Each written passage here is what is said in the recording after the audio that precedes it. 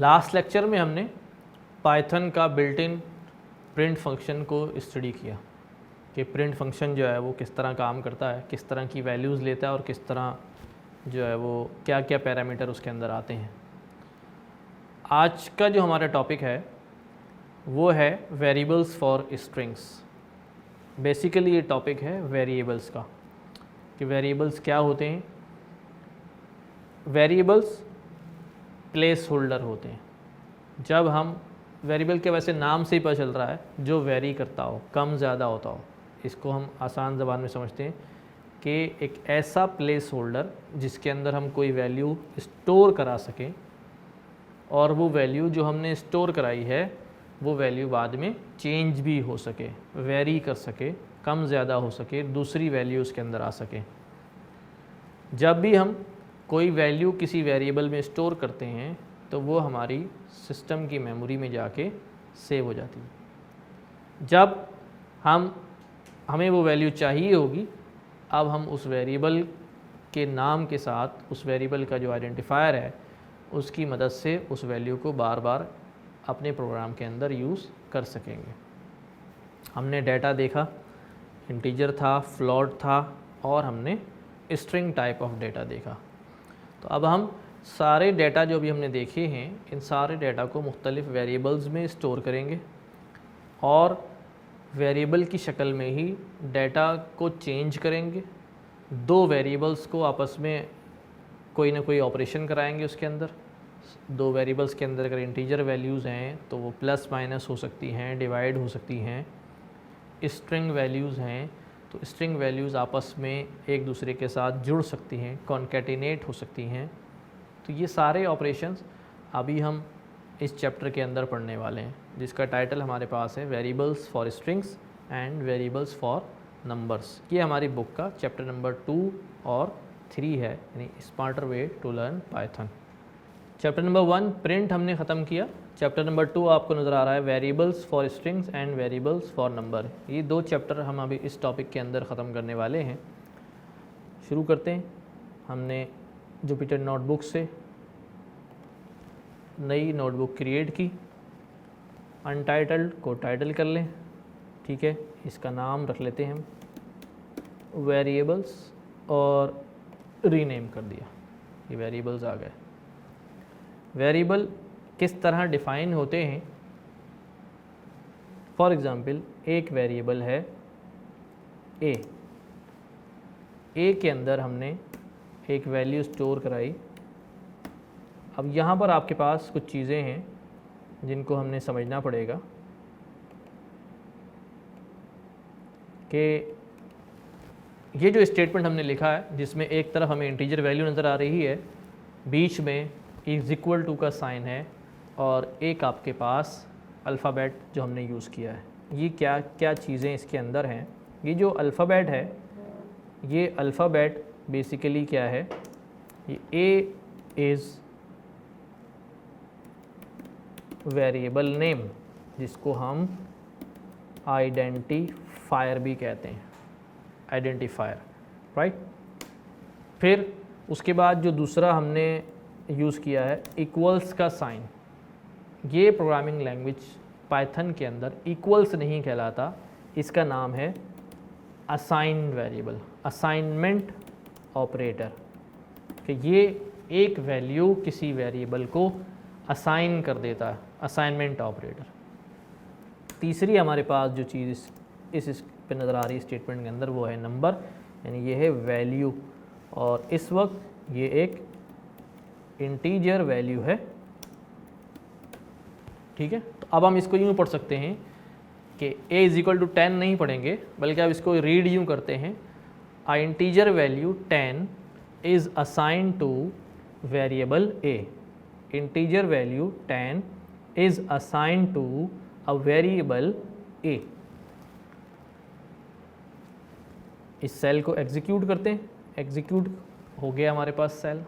अब जब भी मुझे वैल्यू 10 को एक्सेस करना होगा इस केस में, तो मैं क्या लिखूँगा?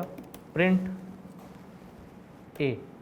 तो a वेरिएबल के अंदर इस वक्त जो भी वैल्यू होगी वो वैल्यू आपके पास प्रिंट हो जाएगी।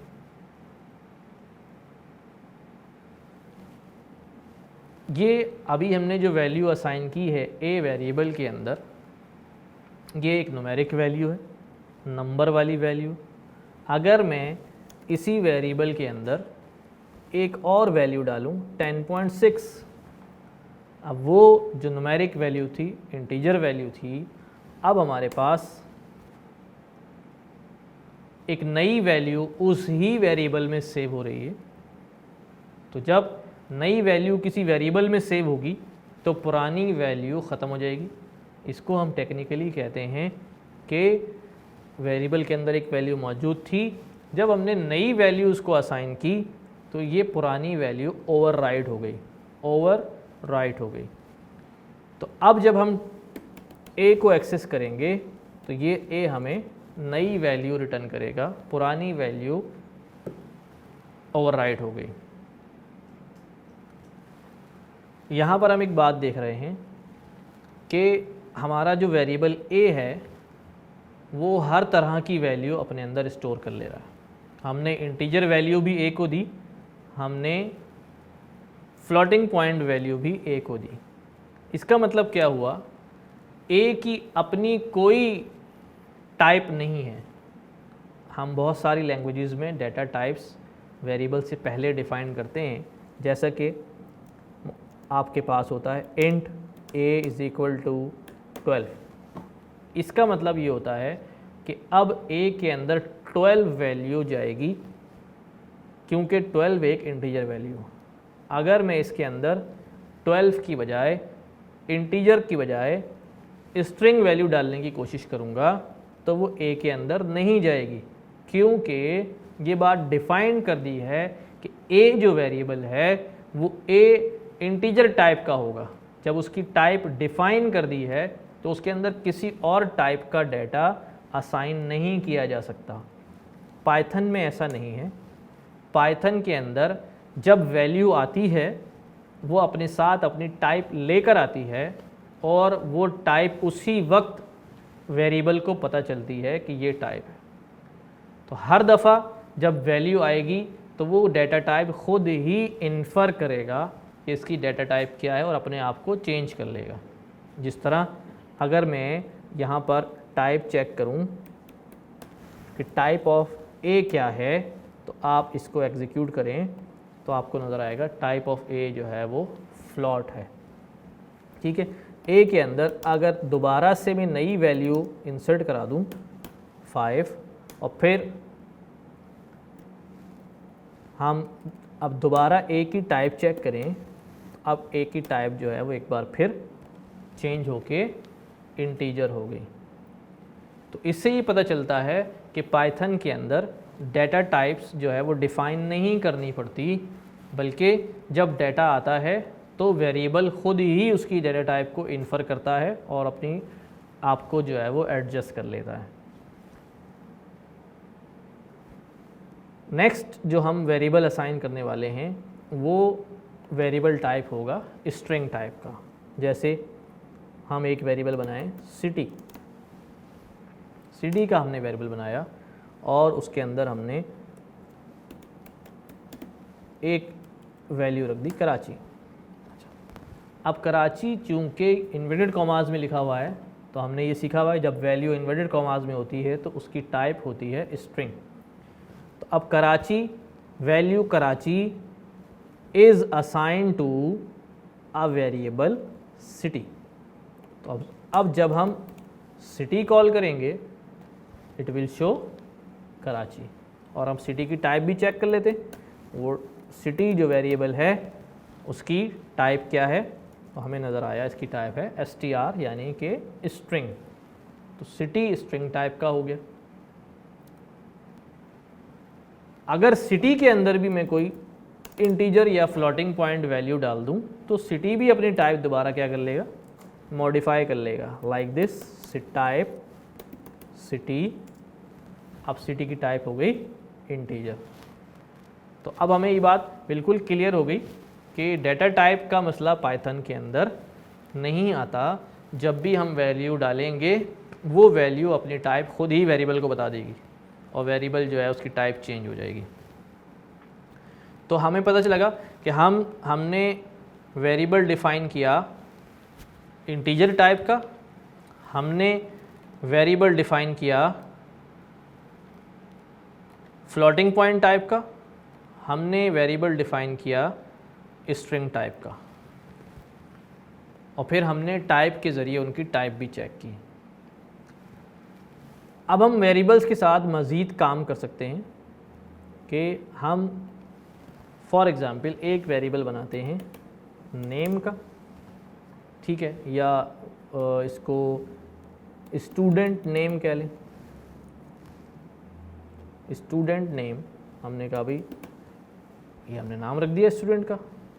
फिर हमने कहा जी फादर नेम, हमने एक वेरिएबल बनाया फादर नेम का, ठीक है, हमने वहाँ पर एक वैल्यू डाल दी, ठीक है।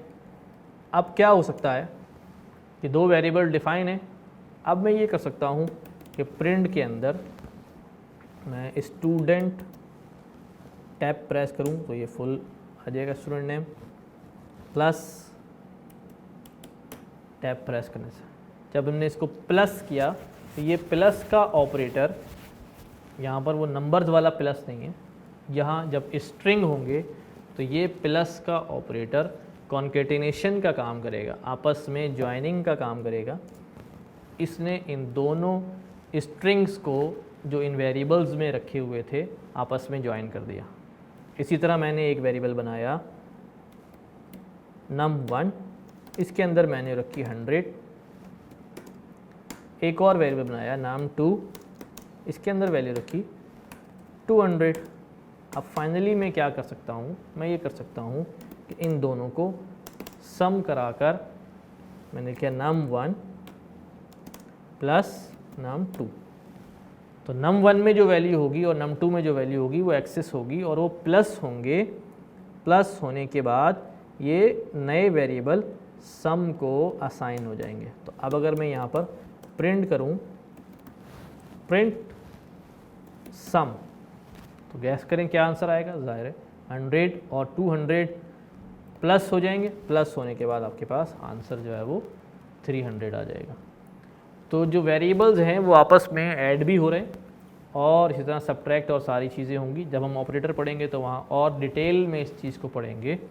अभी हमने ये सीखा कि हम किस तरह वेरिएबल डिफ़ाइन करते हैं और किस किस टाइप के वेरिएबल डिफ़ाइन करते हैं। और टाइप की डेफिनेशन में मैंने आपको बताया कि टाइप का पाइथन में कोई मसला नहीं है। पाइथन के अंदर डाटा टाइप का इशू नहीं होता। जो एक वेरिएबल डिफ़ाइन करते हुए डाटा टाइप बनाने की ज़रूरत नहीं होती। आप जब वैल्यू असाइन करते हैं तो उस वैल्यू की जो भी डाटा टाइप होती है वो वेरिएबल ख़ुद ही इन्फर कर लेता है कि इसके अंदर जो है वो क्या वैल्यू है। और एक वेरिएबल के अंदर अगर हम दूसरी वैल्यू डाल दें, दोबारा से उसको रीअसाइन कर दें, तो प्रीवियस वैल्यू ओवरराइड हो जाती है। वेरिएबल्स डिफ़ाइन करने हमने सीख लिए कि नंबर का वेरिएबल भी कैसे डिफ़ाइन करते हैं और स्ट्रिंग टाइप का वेरिएबल कैसे डिफ़ाइन करते हैं। अगला जो हमारा टॉपिक है वो हमारा है चैप्टर नंबर 4, जिसका नाम है मैथमेटिकल एक्सप्रेशंस। यानी जो हम मैथमेटिकल एक्सप्रेशंस सॉल्व करते हैं, दो नंबर ऐड हो रहे हैं, प्लस हो रहे हैं, मल्टीप्लाई डिवाइड हो रहे हैं, ये किस तरह काम करता है। इसके अंदर जो ये प्लस माइनस मल्टीप्लाई डिवाइड है, इनको हम टेक्निकली कहते हैं ऑपरेटर, कि दो नंबरों के दरमियान ऑपरेटर कौन सा है। नंबर 1 प्लस नंबर 2, तो ये दो वेरिएबल हैं और बीच में जो आपने प्लस या माइनस यूज़ किया है इनको ऑपरेटर कहते हैं। तो इस चैप्टर के अंदर हम देखेंगे कि हमारे पास जो फैमिलियर ऑपरेटर्स हैं, जैसा कि प्लस ऑपरेटर है, जैसा कि माइनस ऑपरेटर है, मल्टीप्लाई ऑपरेटर है, डिवाइड ऑपरेटर है, ये किस तरह काम करते हैं। बहुत आसान सा टॉपिक है, आसानी से आपको समझ में आ जाएगा। फिर कुछ अगले चैप्टर के अंदर अनफेमिलियर ऑपरेटर्स होंगे जो हम आम तौर पे इस्तेमाल नहीं करते हैं, उनको भी देखेंगे। नया टॉपिक ऑपरेटर्स स्टार्ट करते हैं। मैंने आपको बताया ऑपरेटर्स जो है वो कौन कौन से हैं, ठीक है। हमारे पास जो कॉमन ऑपरेटर्स हैं प्लस ऑपरेटर है, माइनस ऑपरेटर है, मल्टीप्लाई ऑपरेटर है, डिवाइड ऑपरेटर है। ये 4 ऑपरेटर्स जो हैं वो बहुत कॉमनली हम यूज़ करते हैं, इन्हीं का इस्तेमाल हम सीखेंगे और वेरिएबल्स के साथ सीखेंगे। हम डायरेक्ट भी इस्तेमाल कर सकते हैं, जैसे कि प्रिंट फंक्शन में मैं डायरेक्ट वैल्यू देना शुरू करूं। प्रिंट मैंने यहाँ लिखा अभी 23 + 45, ये यहाँ लिखा 23 + 34। इनके दरमियान में जो ऑपरेटर यूज़ हो रहा है वो प्लस का हो रहा है। अब ये प्रिंट के अंदर ही मैंने क्या कर लिया, प्रिंट करा लिए, दोनों वैल्यूज़ ऐड होंगी और प्रिंट इसको प्रिंट करा देगा। ठीक है, हम ये भी कर सकते हैं कि मैं एक वेरिएबल बनाऊं जिसके अंदर असाइन कराऊं 23, एक वेरिएबल बनाऊं बी जिसके अंदर असाइन करूं 34 और फिर इनको ऐड कराऊं, किसी एक वेरिएबल में वैल्यू डाल दूं a + b। अब क्या होगा, यहाँ पर a के अंदर 23 असाइंड है, 34 is assigned to b। Now a plus operator b, a और b प्लस हो जाएंगे कि जो भी वैल्यू आएगी वो असाइन हो जाएगी और वेरिएबल c को असाइन हो जाएगी। तो जब हम इसको एक्सेस करेंगे वेरिएबल c को, तो हम देखेंगे कि इसके अंदर उसका सम एज इट इज़ प्रिंट हो रहा है। इसी तरह से अब यहाँ कुछ चीज़ें गौर करने की है कि अगर एक वेरिएबल जो है, एक वैल्यू है वैल्यू 1, ये वैल्यू 1 आपके पास इंटीजर टाइप की है, एक वैल्यू 2 है जो वैल्यू आपके पास फ्लोटिंग पॉइंट टाइप की है। अब अगर मैं इन दोनों वैल्यूज़ को कोई ऑपरेशन परफॉर्म करूं, वैल्यू 1 प्लस वैल्यू या माइनस करा दूं वैल्यू 2 माइनस वैल्यू 1, अब एक वैल्यू इंटीजर है और एक वैल्यू फ्लोटिंग पॉइंट है। ये दोनों वैल्यूज़, सबसे पहला सवाल तो ये, क्या ये माइनस हो सकेंगी? अगर माइनस हो जाती हैं, रिज़ल्ट कौन सी डेटा टाइप में आएगा? इंटीजर डेटा टाइप में आएगा या फ्लोटिंग पॉइंट डेटा टाइप में आएगा? तो अब चेक करते हैं, प्रिंट कराते हैं हम सम को, प्रिंट सम। जब हमने प्रिंट कराया तो हमने इसको एग्जीक्यूट किया, आपके पास जो रिज़ल्ट आ रहा है वो फ्लोटिंग पॉइंट वैल्यू में आ रहा है। तो अब एक बात याद रखेंगे, पूरी एक्सप्रेशन के अंदर, ये पूरी एक एक्सप्रेशन है, sum is equal to value 2 minus value 1। इस तरह ये बड़ी भी हो सकती है, आगे लेंदी भी चल सकती है। इस पूरी एक्सप्रेशन के अंदर अगर एक भी वैल्यू फ्लॉट की आ जाती है तो 100% जो रिज़ल्ट आएगा वो फ्लॉट वैल्यू में आएगा। जो रिज़ल्ट आएगा उसकी टाइप जो है वो फ्लॉट वैल्यू होगी। इसके बाद ये हमने नंबर्स की प्लस माइनस देखी, हम इसको मल्टीप्लाई डिवाइड करा सकते हैं। यहाँ पर अब मैं 2 वैल्यूज़ ले ली, मैंने यहाँ दोनों इंटीजर वैल्यूज़ ले ली, सब्ट्रैक्ट कराऊँ तो जी 0 हो गई। फिर मैंने यहाँ पर दोनों इंटीजर वैल्यूज़ ले ली, अब मैंने इनको मल्टीप्लाई कराया, ठीक है जी, ये मल्टीप्लाई का आंसर आ गया। फिर मैंने दोबारा इनको कॉपी पेस्ट करके दोबारा वैल्यूज़ ले ली और अब मैंने इस पर ऑपरेटर इस्तेमाल किया डिवाइड का। यहाँ आप गौर करें क्या हुआ, तीनों ऑपरेशंस तो आसानी से समझ में आ गए। यहाँ जो आउटपुट आ रहा है 1.0, ये वैल्यू 1 इंटीजर वैल्यू है, वैल्यू 2 इंटीजर वैल्यू है, 2 इंटीजर वैल्यूज़ डिवाइड हो रही हैं और सम जो आ रहा है वो फ्लोटिंग पॉइंट में आ रहा है। दो इंटीजर वैल्यूज़ डिवाइड हो रही हैं तो सम फ्लोटिंग पॉइंट में आ रहा है, इंटीजर में नहीं आ रहा। इसकी वजह क्या है? इसकी वजह यह है कि Python by default floating point division करती है। फ्लोटिंग पॉइंट डिवीजन पाइथन के अंदर जो डिवीजन का ऑपरेशन है वो बाय डिफ़ॉल्ट फ्लोटिंग डिवीजन कहलाती है, राइट। तो अब क्या करें, अगर मुझे फ्लोटिंग आंसर नहीं चाहिए, मुझे इंटीजर में आंसर चाहिए, फिर उसके लिए क्या किया जाए? तो उसके लिए फिर हम एक और डिवीजन का ऑपरेटर इस्तेमाल करते हैं। ये डिवीजन का ऑपरेटर सिंगल स्लैश के साथ, बल्कि ये डबल स्लैश होता है। ये डबल स्लैश के साथ जब होगा तो ये डिवीजन इंटीजर डिवीजन कहलाएगी। इंटीजर डिवीजन, डबल स्लैश का operator will do integer division. अब अगर मैं सम का आंसर गेट करूं तो हमारे पास सम की वैल्यू इंटीजर टाइप आ रही है। पहले हमारे पास सम की वैल्यू डेसिमल में आ रही थी, फ्लोटिंग पॉइंट वैल्यू आ रही थी, अब इंटीजर आ रही है। ये ऐसा क्यों है? ये करता क्या है? ये किसी भी वैल्यू के फ्रैक्शनल पार्ट को डिस्कार्ड कर देता है। फॉर एग्ज़ाम्पल यहाँ पर अगर हमारे पास 200 होता तो वैल्यू 200 डिवाइड बाय 100, या इसको वैल्यू 1 से डिवाइड कराऊं, value 1 divided by value 2, this will give 0। Why? Because के 100 divide by 200 the answer will be 0.5, but it cuts down decimal part cut down कर देता है इंटीजर डिवीजन। ये double slash decimal point cut down कर देता है और सिर्फ आपके पास रिटर्न वैल्यू आती है जो इंटीजर पार्ट होती है।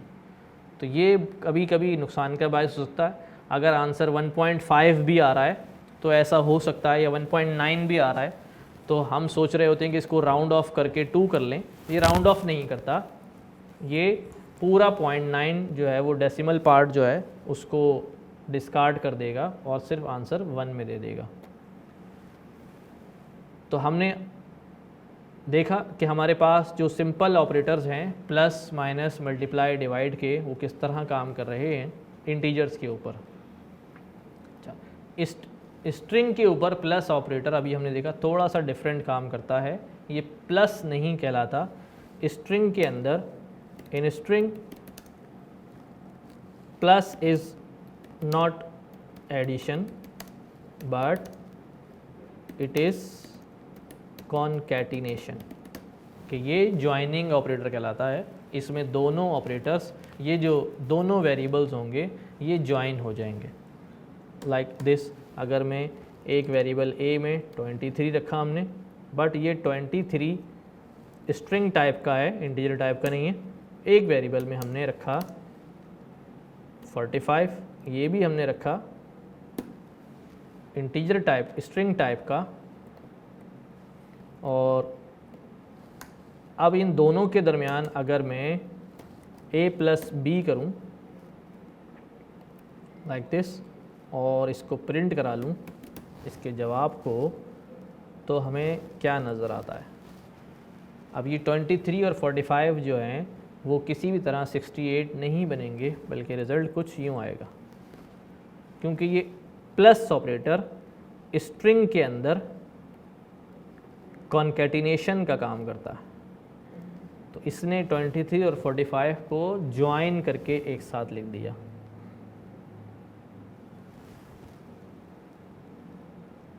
तो रिवाइज करते हैं, हमने क्या क्या पढ़ा? प्लस ऑपरेटर पढ़ा, माइनस ऑपरेटर, मल्टीप्लाई और डिवाइड ऑपरेटर।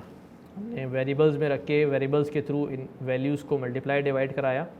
फिर हमने ये सीखा कि अगर पूरी एक्सप्रेशन के अंदर एक भी वैल्यू फ्लोटिंग पॉइंट वैल्यू होगी तो टोटल एक्सप्रेशंस का आंसर फ्लॉट में ही आएगा। फिर हमने एक इम्पॉर्टेंट चीज़ और देखी कि जो डिवीज़न से मुतालिक थी, इंटीजर डिवीज़न और फ्लोटिंग पॉइंट डिवीज़न, कि सिंगल स्लैश के साथ अगर दो नंबर्स को डिवाइड करें हम तो वो जो रिज़ल्ट देता है वो फ्लोटिंग पॉइंट बाय डिफ़ॉल्ट देता है। ये पाइथन ने अपने लैंग्वेज का पार्ट बनाया। इसी तरह अगर मुझे इंटीजर का रिज़ल्ट चाहिए तो मैं अपने डिवीज़न के अंदर डबल स्लैश के साथ डिवीज़न करूँगा, तो जो रिज़ल्ट मेरे पास रिटर्न होगा वो इंटीजर फॉर्म के अंदर होगा। फिर तीसरी चीज़ हमने पढ़ी कि प्लस का ऑपरेटर, प्लस ऑपरेटर इंटीजर और फ्लोटिंग पॉइंट डेटा पे तो नंबर्स की तरह प्लस करेगा, लेकिन अगर दो स्ट्रिंग्स के दरमियान अगर प्लस ऑपरेटर लगेगा तो ये दोनों स्ट्रिंग्स को कॉन्केटिनेट कर देगा। कॉन्केटिनेट का मतलब होता है ज्वाइन कर देगा, एक साथ ज्वाइन करके लिख देगा। तो ये था हमारा चैप्टर नंबर 4, जिसमें हमने फैमिलियर ऑपरेटर्स वेरिएबल्स के ऊपर अप्लाई करके देखे, स्ट्रिंग वेरिएबल के ऊपर भी, इंटीजर वेरिएबल्स के ऊपर भी और नंबर वाले वेरिएबल्स के ऊपर भी। अब आपने क्या काम करना है, आपने इस काम को फॉलो करना है। इस तरह के मुख्तलिफ काम करने हैं, बहुत सारे काम करने हैं, बार बार इसकी प्रैक्टिस करनी है आपने, ताकि आप कोडिंग भी कर सकें और आपको समझ में भी आ सके। जितना ज़्यादा कोड करेंगे उतना ज़्यादा आपको समझ में आएगा। सिर्फ सुनते रहने से कुछ नहीं होगा, सुने, साथ साथ इम्प्लीमेंट करें, देख के इम्प्लीमेंट करें, 2 बार देख के इम्प्लीमेंट करें, तीसरी बार आप ख़ुद से इम्प्लीमेंट करने लगेंगे, ख़ुद से आपका हाथ जो है वो कोडिंग पे चलने लगेगा। तो अगले लेक्चर में मुलाकात होती है। अगला लेक्चर होगा हमारा कि वेरिएबल्स किस तरह डिज़ाइन करते हैं और वैलिड वेरिएबल का नाम जो है वो कैसे रखा जाता है।